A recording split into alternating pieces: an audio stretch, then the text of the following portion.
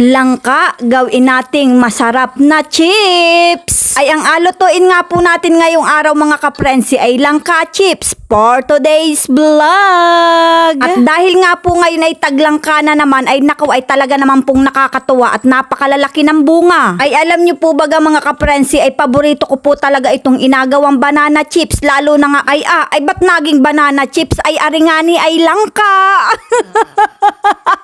Ay nako ay wag kang pamulog-mulog at baka maisampal sa iyo aring langka ay nako ay tusok ang mukha mo.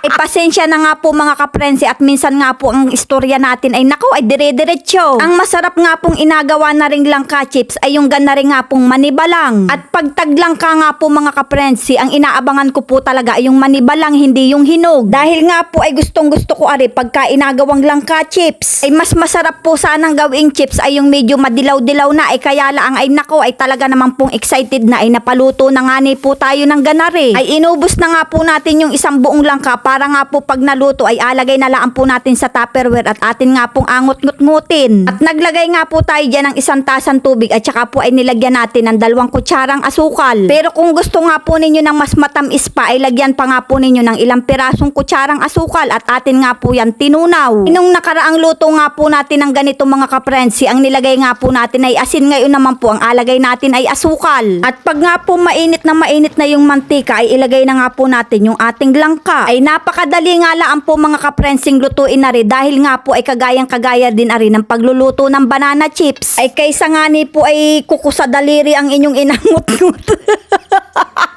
Ay arin na lang po ang inyong ngut-ngutin at nako ay walang-wala na yung said na yung kuko ninyo ay grabe kong ngut-ngutin.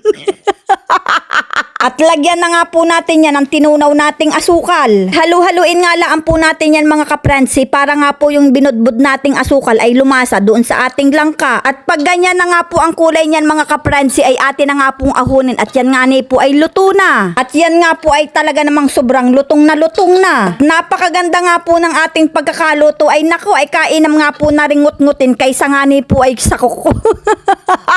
At yun lang po talaga ay hindi na naman po ari-ari sa bungi ay At marami-rami nga rin po aring ating nalutong ari, aba ay makamatagal-tagal nga po natin aring medyo mauubos-ubos ng kaunti. At ang kagandahan nga din po mga kaprensi ay hindi nga po ari ganun katamis. Kaya nga po pag kinain natin ari ay hindi ganun kaumay. At ayan nga po naluto na natin lahat ang ating langka chips. Kaya naman mga kaprensi, ano pang inaintay natin dyan? Ngut-nguta na!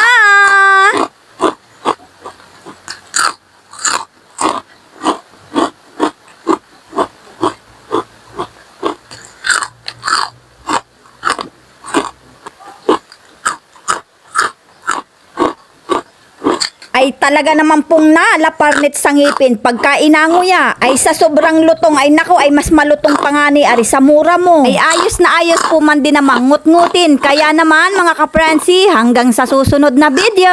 Maraming salamat!